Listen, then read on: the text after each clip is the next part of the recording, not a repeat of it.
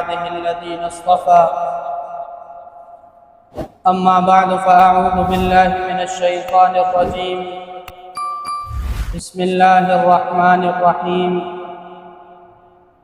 وَإِذِ ابْتَلَى إِبْرَاهِيمَ رَبُّهُ بِكَلِمَاتٍ فَأَتَمَّهُنَّ قَالَ إِنِّي جَاعِلُكَ لِلنَّاسِ إِمَامًا قَالَ وَمِنْ ذُرِّيَّتِي قَالَ لَا يَنَالُ عَهْدِ الظَّالِمِينَ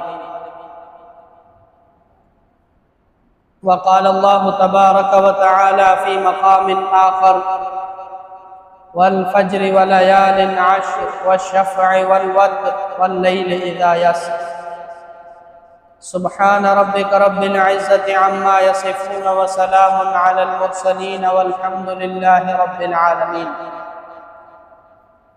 اللهم صل على سيدنا ومولانا محمد وعلى آل سيدنا ومولانا محمد وبارك وسلم اللهم صل على سيدنا ومولانا محمد وعلى آل سيدنا ومولانا محمد وبارك وسلم اللهم صل على سيدنا ومولانا محمد وعلى آل سيدنا ومولانا محمد وبارك وسلم سامعین ذی قدر، پچھلے جمعہ پر ہماری گفتگو حضرت ابراہیم علی نبینا علیہ السلام کے متعلق چل رہی تھی کہ حضرت ابراہیم علیہ السلام جن کو اللہ تبارک و تعالی نے مقام خلعت عطا فرمایا اور جن کو جد الانبیاء یعنی انبیاء علیہ السلام کا دادا بھی کہا جاتا ہے، آپ کی پوری زندگی آزمائشوں سے اور تکالیف سے اور مصائب سے بھرپور ہے۔ اللہ تبارک و تعالی نے حضرت ابراہیم علیہ السلام کی اس صبر کو اور استقامت کو اور اولو العزمی کو اور ہر امتحان میں ان کے کامیاب ہونے کو اللہ تبارک و تعالی نے قرآن حکیم میں کئی مقامات پر مختلف عنوانات سے ذکر فرمایا ہے۔ جیسا کہ میں نے ابھی آیت تلاوت کی، اللہ تبارک و تعالی نے اس آیت میں حضرت ابراہیم علیہ السلام کے متعلق ارشاد فرمایا کہ وَإِذِ ابْتَلَى إِبْرَاهِيمَ رَبُّهُ بِكَلِمَاتٍ فَأَتَمَّهُنَّ کہ ہم نے حضرت ابراہیم علیہ السلام کو کئی طرح سے آزمایا، بِكَلِمَاتٍ کئی طرح سے، طرح کی تکالیف ان پر آئیں، فَأَتَمَّهُنَّ لیکن ابراہیم علیہ السلام نے ان تمام تر تکالیف کے اندر، ان تمام تر آزمائشوں کے اندر صبر و استقامت کے ساتھ اللہ تبارک و تعالیٰ کے ہر حکم کو پورا فرمایا۔ تو اللہ تبارک و تعالیٰ نے ان کی کامیابی کو قرآن حکیم میں ذکر فرمایا۔ دیکھیں ان کی زندگی کی ابتدا ہی آزمائشوں سے ہوتی ہے۔ ابتداً پیدائش ایسے گھر میں ہوئی کہ جہاں بت پرستی کا ماحول تھا، بت تراشے جاتے تھے۔ اب ایک نبی کے لیے جو توحید کا علم بردار ہو، اس کے لیے ایک شرک کے ٹھکانے کے اندر رہنا اور اپنا بچپن گزارنا بھی ایک کسی تکلیف اور آزمائش سے کم نہیں تھا۔ حضرت ابراہیم علیہ السلام نے اس تکلیف دہ اور گھٹن زدہ ماحول کے اندر اپنا بچپن گزارا، اسی میں بڑے ہوئے، اور پھر جب بڑے ہوئے سمجھ کو پہنچے تو اپنے والد کے ساتھ تکرار شروع ہوئی، ان کو دعوت دیتے رہے، قوم کے ساتھ جدال کیا، ان کو دعوت دیتے رہے، بالآخر حضرت ابراہیم علیہ السلام کو آگ میں ڈالا گیا، پھر آگ سے اللہ تبارک و تعالیٰ نے ان کو صحیح سلامت نکالا، تو پھر بادشاہ کے ساتھ ان کا مکالمہ ہوا۔ تو نمرود نے یہ تو سمجھ لیا تھا کہ حضرت ابراہیم علیہ السلام جو دعوت لے کر آئے ہیں، ظاہر ہے کہ وہ دعوت حق ہے اور وہ دعوت درست دعوت ہے۔ تو اس نے حضرت ابراہیم علیہ السلام سے کہا کہ آپ کیا کریں کہ اپنے اللہ کی، آپ جس کو خدا مانتے ہیں، آپ اس کی ہمیں صفات بتائیں کہ وہ کیا کیا کر سکتا ہے۔ تو اللہ تبارک و تعالیٰ نے قرآن حکیم میں اس مکالمے کو ذکر فرمایا کہ أَلَمْ تَرَ إِلَى الَّذِي حَاجَّ إِبْرَاهِيمَ فِي رَبِّهِ أَنْ آتَاهُ اللَّهُ الْمُلْكَ کہ ہم نے جس کو بادشاہت دی، جسے ہم نے بادشاہ بنایا زمین پر، وہی شخص جب بادشاہ بنا غرور کے اندر، تکبر کے اندر آ کر سرکشی کرتے ہوئے ابراہیم علیہ السلام کے ساتھ اس کے خدا کے معاملے میں لڑ رہا ہے۔ بادشاہت کس نے دی؟ اللہ فرماتے ہیں ان آتاہ اللہ الملک، ہم نے اس کو بادشاہت دی، وہ تو کچھ نہیں تھا، ہم نے اس کو زمین سے اٹھا کر آسمان پہ بٹھایا، ہم نے اس کو فقیری سے بادشاہی دی، لیکن اس نے تکبر کے اندر سرکشی کرتے ہوئے حضرت ابراہیم علیہ السلام کے ساتھ جھگڑا شروع کیا۔ کیا کہنے لگا کہ اگر تمہارا خدا مارتا ہے، زندہ کرتا ہے، تو میں بھی تو یہ کر سکتا ہوں، میں بھی زندگی اور موت دیتا ہوں۔ اب اس نے کہا کہ زندگی کیسے دے سکتا ہوں؟ اس نے حکم دیا اپنے دربان کے اندر کہ جاؤ میری جیل سے ایک ایسے شخص کو پکڑ کے لاؤ جس کو کل پھانسی دی جانی ہے، یعنی جس کی سزائے موت کا حکم ہو گیا ہے۔ اب ایسے شخص کو پکڑ کے لایا گیا نمرود کے سامنے، کہا کہ کل اس کی موت ہونی ہے، کل اس کو سزائے موت لگنی ہے۔ تو نمرود نے کہا کہ جاؤ میں نے تم کو آزاد کیا۔ اس نے کہا دیکھا میں نے زندگی دے دی، یہ کل مر جاتا ہے، اس کو پھانسی لگتی، میں نے اس کو زندگی دے دی۔ اور اسی طرح راستے سے چلتے ہوئے ایک شخص کو پکڑ لیا گیا، اس کا کوئی جرم نہیں تھا، تو نمرود نے کہا اس کو پھانسی پر چڑھا دو، اس کو مار ڈالا۔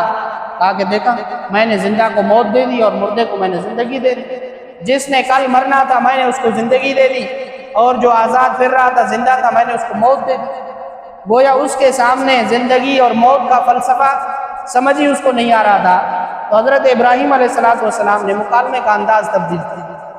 حضرت ابراہیم علیہ السلام نے فرمایا کہ ٹھیک ہے، آپ ایسے کرو کہ جو میرا پروردگار ہے وہ کیا کرتا ہے، میرا پروردگار صبح روز مشرق سے سورج کو طلوع کرتا ہے اور شام کو مغرب میں غروب کر دیتا ہے۔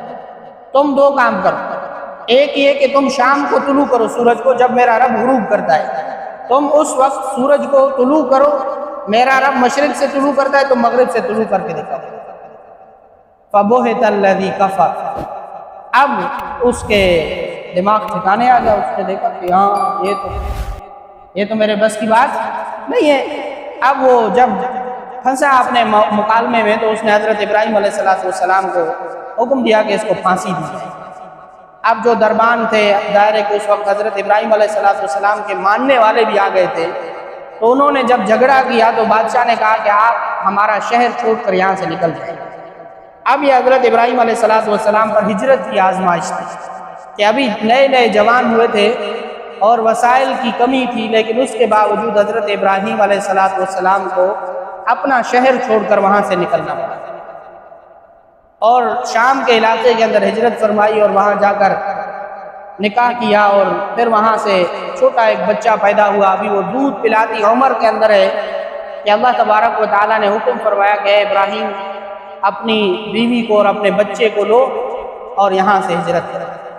اب شام سے ایک اور سفر حضرت ابراہیم علیہ السلام کو درپیش ہوا، حکم ہوا کہ آپ نے یہ بیت المقدس سے مشرق کی جانب رخ رکھنا ہے اور ہجرت کرتے جانا ہے، جہاں اللہ کا حکم ہوگا وہی آپ نے پڑاؤ ڈالنا ہے۔ ہجرت کا سفر ہوتا رہا اور آخرکار حضرت ابراہیم علیہ السلام صفا و مروہ کے پیچھے پہاڑی پر جب پہنچے، مکہ مکرمہ کی سنگلاخ وادیوں میں، جہاں نہ زندگی کا کوئی نام و نشان تھا، نہ پانی، نہ سایہ کا کوئی تصور، تو حضرت ابراہیم علیہ السلام کو حکم دیا گیا کہ آپ کا پڑاؤ یہ مقام ہے، آپ نے یہاں پڑاؤ ڈالا۔ اب حضرت ابراہیم علیہ السلام نے وہاں پڑاؤ ڈالا، ایک دو دن اپنے اس چھوٹے دودھ پیتے بچے کے ساتھ رہے، پھر رات کو حکم ملا کہ آپ نے صبح یہاں سے نکلنا ہے۔ تو حضرت ابراہیم علیہ السلام نے عرض کیا کہ پروردگار کیا میں اپنے بچے کو بیوی کو واپس لے کے جاؤں؟ تو حضرت ابراہیم کو حکم ہوا نہیں، صرف آپ نے جانا ہے، اپنی بیوی اور بچے کو یہی اسی سنگلاخ وادی کے اندر بے آب و گیاہ میدان کے اندر تم نے اس کو چھوڑنا ہے یہاں۔ اب حضرت ابراہیم علیہ السلام سمجھ گئے کہ ایک اور حکم اللہ کی جانب سے درپیش ہے، اور صبح ہوتے ہی حضرت ابراہیم علیہ السلام نے ان کے لیے پانی کا مشکیزہ بھرا اور ان کے کھانے پینے کا تھوڑا سا انتظام کر کے چل پڑے۔ اب جب جانے لگے تو حضرت ابراہیم علیہ السلام کی بیوی نے آوازیں لگانا شروع کی کہ اے اللہ کے بندے، ہمیں ان سنگلاخ وادیوں میں، اس پہاڑی میں آپ چھوڑ کے کہاں جاتے ہیں؟ حضرت ابراہیم علیہ السلام پیچھے نہیں دیکھ رہے، آگے چلتے جا رہے ہیں اور پیچھے سے آوازیں دے رہی ہیں۔ تو وہ سمجھ گئیں کہ جس اللہ نے، جس رب نے ہمیں شام سے ہجرت کرنے کا حکم دیا تھا، شام اس وقت نہایت سرسبز علاقہ تھا اور نہایت ہی متدین اور بڑا ایک آباد ملک تھا کہ جس اللہ نے ہمیں وہاں سے ہجرت کا حکم دیا ہے، وہ نہ ہو یہ حضرت ابراہیم علیہ السلام کو حکم مل چکا ہے کہ وہ ہمیں یہاں چھوڑ کر واپس جائیں۔ تو انہوں نے آواز لگائی کہ کیا اللہ نے آپ کو یہ حکم دیا ہے کہ آپ ہمیں چھوڑیں؟ تو حضرت ابراہیم علیہ السلام نے کہا کہ ہاں، اور مجھے یہ کون حکم دے سکتا ہے اللہ کے سوا؟ اللہ نے حکم دیا ہے کہ میں تم لوگوں کو یہاں چھوڑوں اور میں خود واپس چلا جاؤں۔ تو اس اللہ کی بندی نے کہا کہ اللہ تمہارا حامی اور ناصر ہو، تمہارا سفر آسان ہو، ان کو دعائیں دی اور روانہ کیا۔ اب خود چھوٹے دودھ پیچھے بچے کے ساتھ اس سنگلاخ پہاڑی کے درمیان میں ہیں جہاں زندگی کا کوئی نام و نشان نہیں۔ قافلے کا گزر ہوتا ہے، قافلے والوں نے پوچھا آپ کون ہیں، کہاں سے آئی ہیں؟ یہاں تو نہ پانی ہے جہاں آپ نے پڑاؤ ڈالا ہے، یہاں آپ کے پاس اگر جمع شدہ پانی ختم ہو گیا تو اس کے بعد آپ کا زندہ رہنا مشکل ہے۔ انہوں نے کوئی جواب نہیں دیا، قافلے نے تعارض نہیں کیا، چلے گئے۔ اب جب کچھ دن گزرے تو حضرت ابراہیم علیہ السلام کا جو جمع کیا ہوا پانی تھا وہ ختم ہو گیا۔ اب بچہ پیاس سے بلک رہا ہے، ماں کی چھاتی میں دودھ نہیں ہے کیونکہ کھانے کو کچھ نہیں۔ اب حضرت ابراہیم علیہ السلام کی اہلیہ وہ پہاڑی پر چڑھ کے دیکھنے کی کوشش کرتی ہے کہ کہیں دور سے کوئی قافلہ آ رہا ہو جس کے پاس پانی کا انتظام ہو، کوئی خوراک کا انتظام ہو۔ اب وہ ایک صفا کی پہاڑی پر چڑھتی ہیں اور پھر وہاں سے دوڑتی ہوئی مروہ تک جاتی ہیں، پھر مروہ کی چوٹی سے دیکھنے کی کوشش کرتی ہیں، پھر دوبارہ صفا تک جاتی ہیں، لیکن وہاں سے کسی طرح کے کوئی قافلے کا انتظام نہیں، کچھ بھی نظر نہیں آ رہا۔ ظاہر ہے کہ اب ماں تھی، بچہ ادھر پیاس سے بلک رہا ہے اور حضرت ابراہیم کی اہلیہ چکر لگا رہی ہے، توڑ رہی ہیں صفا اور مروہ کے درمیان۔ جب 7 چکر لگائے دیکھا کہ پیچھے بچے کے رونے کی آواز کم ہو گئی۔ جب پیچھے مڑ کے دیکھا ان کو خیال ہوا کہ کسی جانور نے بچے کو اچک نہ لیا ہو۔ جب دیکھا پیچھے تو بچہ پانی کے اندر ہے، پاؤں مار رہا ہے۔ اب حضرت ابراہیم علیہ السلام کی اہلیہ نہایت حیران ہوئی کہ وہاں کسی قسم کا کوئی کنواں، پانی کا کوئی نام و نشان نہیں۔ دوڑتی ہوئی فوراً واپس آئی اور بچے کو اٹھایا، دیکھا تو وہاں بچے کے پاؤں سے چشمہ پھوٹ رہا ہے۔ اب حضرت ابراہیم علیہ السلام کی اہلیہ کو یہ یقین ہو گیا کہ یقیناً اللہ کی مدد آنے والی ہے۔ انہوں نے سکون کے ساتھ اپنے پاس موجود برتن بھرے اور یہ چشمہ جاری رہا، ابل رہا تھا، جس کو حضرت ابراہیم علیہ السلام کی اہلیہ نے وہاں عربی کے اندر کہا کہ زم زم، رک جاؤ۔ اب وہ پانی کا جو چشمہ تھا وہ ابلنا بند ہوا اور بہنا شروع ہو گیا، پانی آہستہ آہستہ سے بہہ رہا ہے۔ اب دوسرے قافلے نے جب وہاں پڑاؤ ڈالا، دیکھا کہ یہاں تو پانی موجود ہے، یہاں چشمہ ہے، تو ظاہر ہے کہ عرب لوگ سفر کرتے تھے، ان کو پتہ تھا کہ یہاں کسی قسم کے کوئی پانی کا تصور نہیں ہے۔ وہ آئے حضرت ابراہیم علیہ السلام کی اہلیہ سے پوچھا کہ یہاں تو کوئی پانی، چشمہ کچھ بھی نہیں تھا، یہ پانی کہاں سے ہے؟ تو انہوں نے ان کو سارا قصہ گوش گزار کیا۔ انہوں نے سنا تو وہ سمجھ گئے کہ یقیناً یہ کوئی بڑا عظیم بچہ ہے اور کسی بڑے عظیم مقصد کے لیے اس کو یہاں پڑاؤ دیا گیا ہے۔ خیر قافلے گزرتے گئے۔ اب حضرت اسماعیل علیہ السلام کا اور ان کی والدہ کا یہ مسکن ہوا، یہیں پر ان کا ٹھکانہ تھا، یہیں رہتے تھے۔ حضرت ابراہیم علیہ السلام کو وقتاً فوقتاً اجازت ملتی کہ وہ آ کر اپنی اہلیہ کو اور اپنے چھوٹے بچے کو دیکھیں اور ان کے لیے جو بھی ان کے پاس انتظام ہوتا تھا نان نخرے کا وہ دے کر واپس چلے جائیں۔ یہاں رکنے کی مستقل حضرت اسماعیل کے پاس ان کو اجازت نہیں تھی۔ اب یہ کتنی بڑی آزمائش تھی کہ چھوٹا بچہ ہے اور ادھیڑ پن کی عمر ہے والد کی، اور اس میں اولاد ہوئی ہے، ایک ہی بیٹا ہے اور اس ایک بیٹے سے جدائی کا ہے، افتراق ہے۔ اللہ نے حکم دیا ہوا ہے کہ آپ اس کے ساتھ رک نہیں سکتے، آپ نے اس کو دیکھنا ہے، اس کے نان نفقے کا انتظام کرنا ہے اور آپ نے واپس چلے جانا۔ کتنی بڑی آزمائش تھی۔ حضرت ابراہیم علیہ السلام ثابت قدم ہے۔ پھر ایک دن آپ سوئے ہوئے ہیں کہ حضرت ابراہیم علیہ السلام کو یہ خواب کے اندر بتایا گیا کہ آپ اپنے بیٹے کو ذبح کریں۔ ظاہر ہے کہ پیغمبر علیہ السلام تھے اور نبی کا خواب وہی ہوتا ہے۔ صبح اٹھے اور حضرت اسماعیل علیہ السلام کے پاس پہنچے، اور حضرت اسماعیل علیہ السلام جو کہ ابھی سمجھداری کی عمر کو پہنچ رہے تھے، باتوں کو سمجھتے تھے، سمجھدار تھے، ظاہر ہے کہ پیغمبر تھے وقت کے، تو ان کے اندر ذہانت اور فطانت بھی تھی۔ ان کے پاس آیا اور ان کو آ کر بتایا کہ میں نے اس طرح خواب دیکھا ہے۔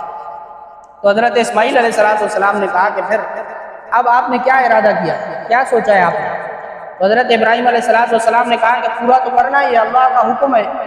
تو حضرت اسماعیل علیہ السلام نے فرمایا کہ پھر دیر کس بات کی ہے، فَسَتَجِدُنِي إِنشَاءَ صَابِرًا، کہ آپ مجھے صبر کرنے والا پائیں گے، آپ بسم اللہ کریں، میں آپ کے ساتھ ہوں۔ یعنی حضرت اسماعیل علیہ السلام نے جب دیکھا کہ میرے ابا کو حکم دیا گیا ہے مجھے ذبح کرنے کا، تو انہوں نے بلا تردد کسی تعامل کے بغیر کسی حیل و حجت کے حضرت ابراہیم علیہ السلام کے ساتھ کھڑے ہونے کا ان کے ساتھ اعلان کیا، اور ان کو کہا کہ میں آپ کے ساتھ ہوں، آپ کو جو اللہ کا حکم ملے آپ وہ کر دیں۔ بالآخر حضرت ابراہیم علیہ السلام حضرت اسماعیل کو لے کر چلے، اور وہاں منی کی وادی کے اندر جب وہاں پہنچے تو وہاں پر جو ہے حضرت ابراہیم علیہ السلام کو حکم دیا گیا کہ آپ نے یہاں پر اپنے بچے کو ذبح کرنا۔ اب حضرت ابراہیم علیہ السلام ظاہر ہے کہ ایک والد تھے، انہوں نے کپڑے کا ایک پٹی نکالی اور اپنی آنکھوں پر باندھا کہ تاکہ میں جب ذبح کر رہا ہوں تو بیٹے کو میں نہ دیکھوں، ہو سکتا ہے کہ اس وقت ذبح کرتے ہوئے میرے دل کے اندر وہ پدرانہ شفقت اور اولاد کی جو محبت ہے وہ موجزن ہو اور اللہ کے حکم سے مجھے مانے ہو جائے اور میں یہ کام نہ کر سکوں۔ انہوں نے اپنے آنکھوں پر پٹی باندھی اور حضرت اسماعیل علیہ السلام کو سیدھا لٹانے کے بجائے الٹا لٹایا۔ اب سیدھا نہیں لٹایا کہ ہو سکتا ہے کہ اسماعیل علیہ السلام کی آنکھوں میرے چہرے پر نظر پڑے اور وہ دیکھے کہ باپ مجھے ذبح کر رہا ہے، ہو سکتا ہے کہ اس کی دل کے اندر کچھ ایسی چیز آ جائے اور وہ بھی اللہ کے حکم کے اندر خالص نہ رہ پائے۔ انہوں نے ان کو الٹا لٹایا اور پھر چھری چلانا شروع کیا۔ اب چھری کا کام کیا ہے؟ کاٹنا۔ چھری کا کام کیا ہے؟ کاٹنا۔ چھری نے کاٹنا ہے، آپ جہاں رکھیں گے چھری کاٹے گی۔ حضرت ابراہیم علیہ السلام نے بسم اللہ پڑھ کر چھری رکھی، چھری چلا رہے ہیں لیکن کٹ نہیں۔ اب حضرت ابراہیم علیہ السلام کو محسوس ہو گیا کہ کچھ بھی کٹ نہیں رہا۔ اب حضرت ابراہیم علیہ السلام نے دیکھا کہ آنکھوں سے تھوڑا سا پٹی نیچے کی دیکھا، کچھ بھی نہیں، چھری کاٹ نہیں رہی۔ دوبارہ حضرت ابراہیم علیہ السلام نے زور لگایا تو انہوں نے دیکھا کہ کچھ کٹ گیا ہے۔ اب انہوں نے جیسے ہی آنکھوں سے پٹی اتاری، انہوں نے سمجھا کہ حضرت اسماعیل علیہ السلام ذبح ہو چکے ہیں۔ جیسے ہی آنکھوں سے پٹی اتاری دیکھا کہ سبحان اللہ، پاؤں کے اندر ایک دمبا ذبح ہوا پڑا ہے اور اس کے ساتھ حضرت اسماعیل علیہ السلام کھڑے مسکرا رہے ہیں۔ اب حضرت ابراہیم علیہ السلام کو یکدم ایسے حیرت و استعجاب بھی ہوا اور ایک جھٹکا سا لگا کہ کہیں اللہ نے میری قربانی کو رد تو نہیں کر دیا۔ فوراً حضرت جبریل علیہ السلام پہنچے اور آ کر اللہ کا سلام پہنچا اور آ کر کہا کہ اے ابراہیم، آپ نے اپنی قربانی کو کیا کر دیا؟ سچا کر۔ قد صدقت الرؤیا انا كذلك نجزي المحسنین ان هذا لهو البلاء المبین۔ حضرت ابراہیم علیہ السلام کو حضرت جبریل نے سارا قصہ بتایا کہ اللہ تبارک و تعالیٰ نے مجھے جنت سے ایک دمبا لانے کا حکم دیا تھا جو حضرت اسماعیل کے قدموں پہ میں نے ڈالا اور حضرت اسماعیل علیہ السلام کو نکالا، اور دمبا آپ کے اس بیٹے کی جگہ پر قربان ہوا ہے اور آپ کی قربانی اللہ کے ہاں قبول ہوئی۔ اللہ تبارک و تعالیٰ نے فرمایا قد صدقت الرؤیا، ابراہیم نے اپنے خواب کو سچا کر دکھایا۔ اور اللہ تبارک و تعالیٰ فرماتے ان ھذا لہو البلاء المبین، یہ بڑی آزمائش تھی۔ آپ تصور کریں کتنی بڑی آزمائش تھی کہ ادھیڑ عمر ہے اور اس میں ایک بیٹا ہے، اور وہ ایک بیٹا بھی ایسا کہ جس کو دور کئی میلوں کی مسافت پر چھوڑنے کا حکم دیا گیا ہے۔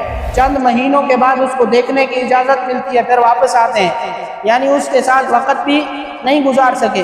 اب اس بیٹے کو اللہ نے ذبح کرنے کا حکم دیا۔ حضرت ابراہیم علیہ السلام نے بلا تعامل بلا تردد اس بیٹے کو لایا اور ذبح کرنے کی کوشش کی، اور اللہ تبارک و تعالیٰ نے ان کی قربانی کو قبول کیا۔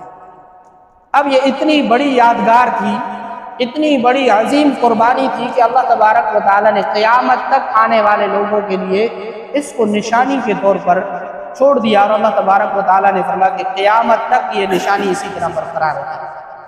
اب اس کے لیے اللہ تبارک و تعالیٰ نے دیکھے دن مقرر فرمایا 10 ذی الحج کا۔ اب جس دن حضرت اسماعیل علیہ السلام کو ذبح کیا گیا وہ دن 10 ذی الحج کا تھا، تو اللہ تبارک و تعالیٰ نے حج جو ایک عظیم الشان موقع ہے اور مسلمانوں کا پوری دنیا کا سب سے بڑا اجتماع ہے اور سب سے بڑا موقع ہے مسلمانوں کا، جس میں اللہ تبارک و تعالیٰ کے بندے دور دور سے بیت اللہ کی جانب آ کر جمع ہوتے ہیں۔ اللہ تبارک و تعالیٰ نے اس دن کو اس نشانی کے طور پر وہیں چھوڑ دیا گیا کہ حج کے موقع پر لوگ قربانی کریں گے اور پوری دنیا کے شرق اور غرب کے اندر، شمال اور جنوب میں لاکھوں اور کروڑوں لوگ اس سنت کو زندہ کریں گے۔ اللہ تبارک و تعالیٰ نے جانوروں کی قربانی کا حکم دیا کہ اس دن حضرت ابراہیم علیہ السلام کی اس قربانی کی یاد کے اندر تم لوگوں نے جانور ذبح کیا۔ اب دیکھیں حضرت ابراہیم علیہ السلام نے اپنے بیٹے کی قربانی دی تھی۔ اللہ تبارک و تعالیٰ نے بیٹے کی قربانی کی جگہ پر اللہ تبارک و تعالیٰ نے دوسرے لوگوں کے لیے جانوروں کی قربانی کا حکم دیا۔ تو حضرت نبی کریم صلی اللہ علیہ وسلم نے صحابہ کرام رضی اللہ عنہم سے ارشاد فرمایا کہ قربانی کیا کرو اور اس کو اچھے دل سے کیا کرو۔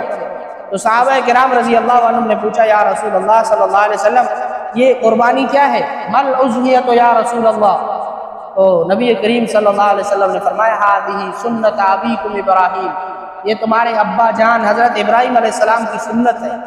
یعنی حضرت ابراہیم علیہ السلام نے جو اپنے بیٹے کو ذبح کر کے قربانی دی تھی، یہ اس قربانی کی یادگار کے طور پر اللہ تبارک و تعالیٰ نے تم لوگوں پر واجب کیا۔ تو یہ ذی الحج کی 10 تاریخ کو مسلمان قربانی کرتے ہیں۔ تو اس کے ساتھ جو یہ ذی الحج کا پورا عشرہ ہے یہ بھی بہت زیادہ فضیلت کا حامل ہے۔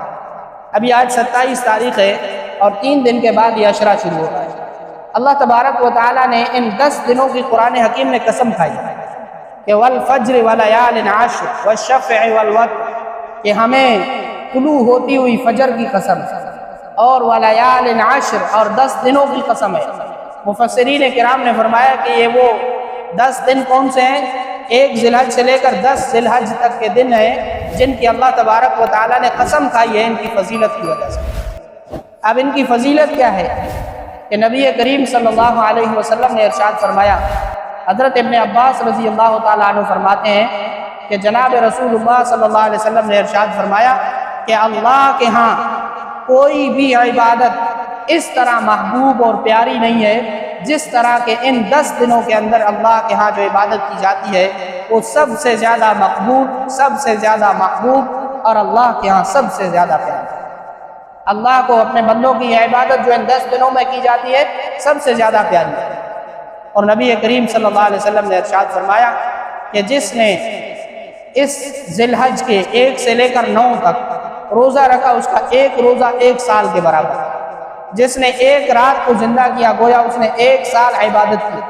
اور جس نے 9 ذی الحج یوم عرفہ جس کو ہم کہتے ہیں، یعنی جس دن پوری دنیا سے حجاج ایک میدان میں جمع ہوتے ہیں اور اللہ کے ہاں آہوزاری کرتے ہیں، گریہ وزاری کرتے ہیں، دعائیں مانگتے ہیں، یعنی جو حج کا رکن اعظم جس کو کہا جاتا ہے وقوف عرفات اس دن ادا کیا جاتا ہے، اس دن کا روزہ امام الانبیاء صلی اللہ علیہ وسلم نے فرمایا جس نے رکھا اللہ تبارک و تعالیٰ اس کے 2 سال کے صغیرہ گناہوں کو معاف فرماتا ہے۔ 1 سال جو گزر گیا اور 1 سال جو آئندہ آنے والا ہے، 1 دن کے 9 ذی الحج کے روزے کے بدلے کے اندر اللہ تبارک و تعالیٰ 2 سال کے اس کے گناہوں کی تلافی فرماتا ہے۔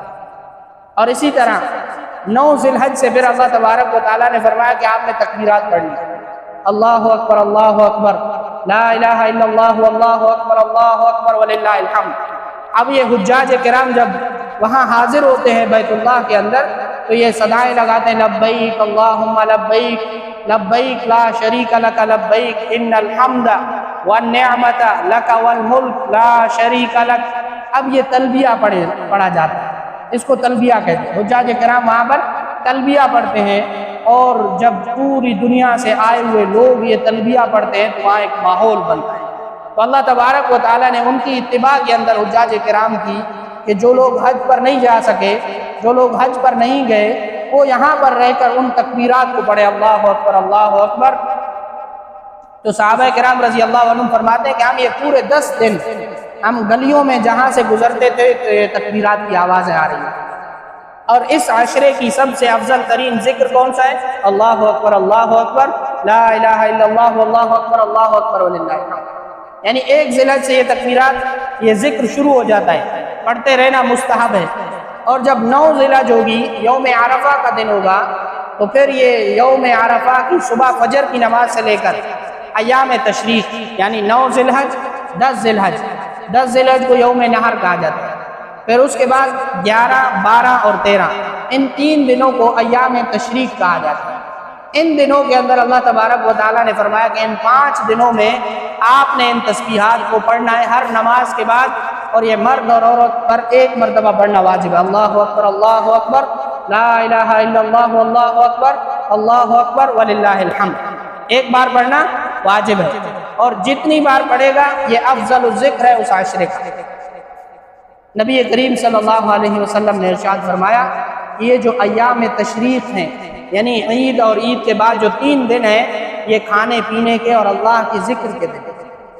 اب دیکھیں فقہا نے لکھا ہے کہ 9 ذی الحج تک روزے رکھنا افضل ہے، روزے رکھیں، پھر جب 10 ذی الحج ہوگا تو اس دن سے کھانے پینے کے ایام شروع۔ اللہ تبارک و تعالیٰ نے فرمایا کھاؤ پیو، قربانی کرو، خود بھی کھاؤ اور فقراء اور مساکین کو بھی کھلاؤ۔ فَكُلُوا مِنْهَا وَأَطْعِمُوا الْقَانِعَ وَالْمُعْتَرَّ، کہ تم بھی اس سے کھاؤ جو قربانی کر رہے ہو، اور اس سے مساکین کو کھلاؤ، فقراء کو کھلاؤ۔ کھانے پینے کے دن ہے، کھاؤ پیو خوب اور اللہ کا ذکر۔ حضرت علی رضی اللہ تعالیٰ عنہ فرماتے ہیں کہ دنیا میں سب سے زیادہ حلال، طیب، پاکیزہ 2 چیزیں ہیں۔ ایک وہ حق مہر جو بیوی کو دیا جاتا ہے، وہ بیوی کے لیے سب سے زیادہ اطیب مال ہے، پاکیزہ مال ہے، اور قربانی کا گوشت۔ یہ دنیا میں کھانے کے اعتبار سے سب سے زیادہ پاکیزہ چیزیں ہیں، یعنی قربانی کا گوشت سب سے زیادہ کھاؤ، خوب کھاؤ، خود بھی کھاؤ اور غرباء اور مساکین کو بھی کھلاؤ۔ یہ کھانے پینے کے دن ہے، اور اس کے ساتھ ساتھ اللہ کا ذکر بھی ہوتا ہے۔ تو دیکھیں یہ 13 دن خاص فضیلت کے حامل ہیں، کیونکہ ان دنوں کے اندر اللہ کی سب سے بڑی عبادت کی جاتی ہے، سب سے بڑی عبادت یعنی حج بیت اللہ۔ یہ ان 5 دنوں کے ساتھ خاص ہے کہ 8 ذی الحج سے لے کر 12 ذی الحج تک حج کے مختلف ارکان ادا کیے جاتے ہیں پورے سال کے اندر۔ تو اللہ تبارک و تعالیٰ نے ان دنوں کو خاص فضیلت عطا فرمائی ہے مسلمانوں کے لیے۔ تو ہمیں چاہیے کہ ہم ان ایام کے اندر خاص طور پر اللہ تبارک و تعالیٰ کی عبادات اور ذکر کا اہتمام کریں، اور ہم میں سے جو بھی شخص قربانی کی استطاعت رکھتا ہے وہ قربانی کرے۔ امام الانبیاء صلی اللہ علیہ وسلم نے فرمایا کہ جس شخص نے بھی قربانی کی استطاعت کے باوجود قربانی نہیں کی، فَلَا يَحْضُرْ مُصَلَّانَا، وہ ہماری عیدگاہ کو آئے۔ یعنی سخت وعید اس پر وارد ہوئی ہے کہ جو بھی شخص قربانی کی استطاعت رکھتا ہے اس کو چاہیے کہ وہ احراق دم یعنی قربانی کرے، کیونکہ امام الانبیاء صلی اللہ علیہ وسلم نے فرمایا احب الاعمال من اللہ یوم النحر احراق الدم، کہ اس دن یعنی یوم نحر کے دن اللہ کے ہاں کوئی بھی عمل اس سے زیادہ پیارا نہیں ہے، کوئی بھی عمل اس سے اونچا نہیں سوائے خون بہانے کا۔ یعنی اس دن جو عمل کیے جائیں گے اس دن خون بہانے سے زیادہ اور کوئی بھی اونچا عمل، کوئی عبادت نہیں ہو سکتی۔ تو ہم میں سے جو بھی شخص قربانی کی استطاعت رکھتا ہے وہ قربانی ضرور کرے، اور قربانی اچھے انداز میں کی جائے۔ دیکھیں رسول اللہ صلی اللہ علیہ وسلم نے فرمایا فَطِيبُوا بِهَا نَفْسًا، اس کے ساتھ دل کھول کر قربانی کرو۔ صحابہ کرام رضی اللہ عنہم نے پوچھا یا رسول اللہ صلی اللہ علیہ وسلم ہمیں کیا ملے گا اس میں؟ تو رسول اللہ صلی اللہ علیہ وسلم نے فرمایا وَبِعَزْمِهَا وَبِلَحْمِهَا وَبِشَعْرِهَا حَسَنَةً، کہ اس کے گوشت کے بدلے میں تمہارے لیے نیکیاں ہیں، اس کی ہڈیوں کے بدلے میں بھی تمہارے لیے نیکیاں ہیں، اور اس کے قربانی کے کھال کے ایک ایک بال کے بدلے کے اندر بھی تمہارے لیے نیکیاں۔ تو اتنی بڑی فضیلت کا حامل یہ عمل ہے، جو بھی کرے گا اللہ تبارک و تعالیٰ کیا اس کا بہت بڑا درجہ ہے۔ اللہ تبارک و تعالیٰ سے دعا ہے کہ اللہ تبارک و تعالیٰ ہمیں یہ عمل کرنے کی توفیق نصیب فرمائے، اور اللہ تبارک و تعالیٰ ہمیں ہمارے اس عمل کو قبول فرمائے، اور ان دنوں کے اندر اللہ تبارک و تعالیٰ ہمیں زیادہ سے زیادہ عبادات کرنے کی توفیق نصیب فرمائے۔ اور آخر کے اندر ایک مسئلہ بیان کرنا ہے کہ وہ حضرات جو قربانی کرنے کا ارادہ رکھتے ہیں، یعنی جو لوگ قربانی کریں گے ان کو چاہیے کہ یکم ذو الحج شروع ہونے سے پہلے اپنے جو زوائد بال وغیرہ ہے، زیر ناف ہے، وہ صاف کر لیں، کیونکہ ان 10 دنوں کے اندر پھر جو قربانی کا ارادہ رکھتا ہے اس کے لیے سنت یہ ہے کہ وہ ان 10 دنوں کے اندر پھر وہ یہ امور سر انجام نہیں دے سکتا، لیکن اگر باوجہ مجبوری یا لا علمی کی وجہ سے اس نے ان دنوں کے اندر نہیں کیا تو پھر اس کے لیے اجازت ہے وہ کر سکتا ہے۔ تو اس کا بھی اہتمام فرمائیں، یہ بھی ایک سنت عمل ہے، جو بھی قربانی کا ارادہ رکھتے ہیں وہ بھی اس کا اہتمام فرمائیں کہ یکم ذو الحج سے پہلے اپنے یہ امور سر انجام دے دیں۔ وآخر دعوانا الحمدللہ۔